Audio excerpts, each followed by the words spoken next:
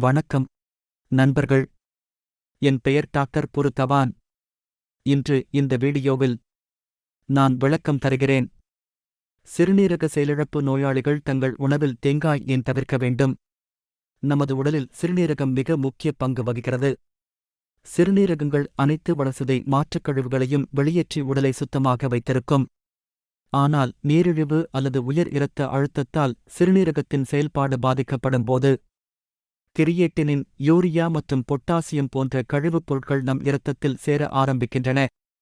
இதனால் கழிவுப் பொருட்களின் அளவு அதிகரித்தது.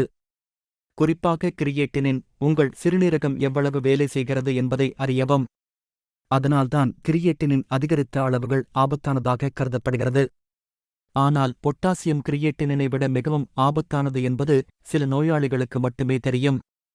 கிரியேட்டினின் அதிகரிக்கும் போது நோயாளி தசைப்பிடிப்பு, சோர்வு மற்றும் பலவீனம் போன்ற பிரச்சினைகளால் மட்டுமே பாதிக்கப்படுகிறார். ஆனால் பெரிய சேதம் எதுவும் ஏற்படாது. ஆனால் பொட்டாசியம் அதிகரிக்கும் போது அது கடுமையான சூழ்நிலை போன்ற மாரடைப்பை ஏற்படுத்தும். இப்போது நம் உடலில் பொட்டாசியத்தின் செயல்பாடுகள் என்ன என்பதை புரிந்துகொள்வது மிகவும் முக்கியம். பொட்டாசியம் சாதாரண வரம்பில் இருக்கும்போது தசைகள் நகரும் ஆற்றலையும், விரிவடையும் மற்றும் சுருங்குவதற்கான ஆற்றலையும் தருகிறது. ஆனால் பொட்டாசியம் சாதாரண வரம்பிற்கு அப்பால் அதிகரிக்கும்போது அது தசை சோர்வை கொடுக்கிறது. இப்போது கிரியேட்டினை விட இது எப்படி ஆபத்தானதாக இருக்கும் என்று நீங்கள் நினைக்கலாம். நம் உடலில் உள்ள அனைத்து இரத்தத்தையும் பம்ப் செய்யும் இதயம். இதய தசைகளின் சுருக்கம் மற்றும் விரிவாக்கம் மூலம் இதயம் சோர்வாக உணரத் தொடங்குகிறது. பொட்டாசியத்தின் அளவு அதிகரிக்கும் போது பொட்டாசியம் அளவு 7க்கு மேல் சென்றால் இந்த சோர்வுற்ற இதயம் மாரடைப்புக்கு உள்ளாகலாம். பொட்டாசியம் அதிக அளவில் இருக்கும்போது எவ்வளவு ஆபத்தானது என்பதை இப்போது நீங்கள் அறிவீர்கள் என்று நான் நம்புகிறேன்.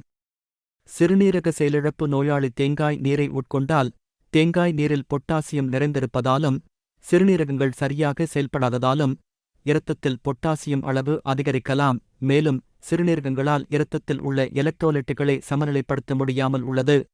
இதய தசைகள் சோர்வு மற்றும் சிறுநீரக செயலிழப்பு நோயாளிகளுக்கு மரணம் ஏற்படலாம். இப்போது இங்கு எழும் கேள்வி என்னவென்றால், பொட்டாசியத்தை எப்படி கட்டுப்படுத்துவது? ஒவ்வொரு உணவுப் பொருட்களிலும் பொட்டாசியம் உள்ளது.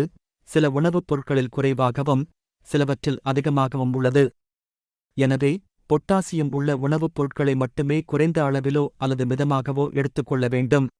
அதற்காக பொட்டாசியம் பற்றிய அனைத்தையும் விளக்க எனது வீடியோ ஒன்றின் இணைப்பை உங்களுக்குத் தருகிறேன். இந்த வீடியோவிற்கு பிறகு நீங்கள் பார்க்கலாம். பொட்டாசியம் எவ்வளவு ஆபத்தானது மற்றும் சிறுநீரக செயலிழப்பு நோயாளிகள் தேங்காய் ஏன் தவிர்க்க வேண்டும் என்பது உங்களுக்கு இப்போது தெரியும் என்று நம்புகிறேன். உங்களுக்கு இன்னும் ஏதேனும் சந்தேகம் இருந்தால் நீங்கள் எனது மருத்துவர் குழுவை தொடர்பு கொள்ளலாம். அவர்கள் உங்கள் நிலையைப் பற்றி உங்களுக்கு உதவுவார்கள். இந்த வீடியோ உங்களுக்கு பிடிக்கும் என்று நம்புகிறேன். இந்த வீடியோ உங்களுக்கு பிடித்திருந்தால் உங்கள் திரையில் உள்ள லைக் பட்டனை அழுத்தவும். மேலும் தகவல் தரும் வீடியோக்களை பார்க்க விரும்பினால் எங்கள் சேனலுக்கு குழு சேரவும். மேலும் புதுப்பிப்புகளுக்கு பெல் ஐகானை அழுத்தவும். இந்த வீடியோ உங்களுக்கு தகவலாக இருந்தால் எங்கள் வீடியோவை உங்கள் நண்பர்கள் மற்றும் உறவினர்களுடன் பகிர்ந்து கொள்ளலாம். இத்துடன் விடைபெற அனுமதிக்கிறேன். அடுத்த வீடியோவில் சந்திப்போம்.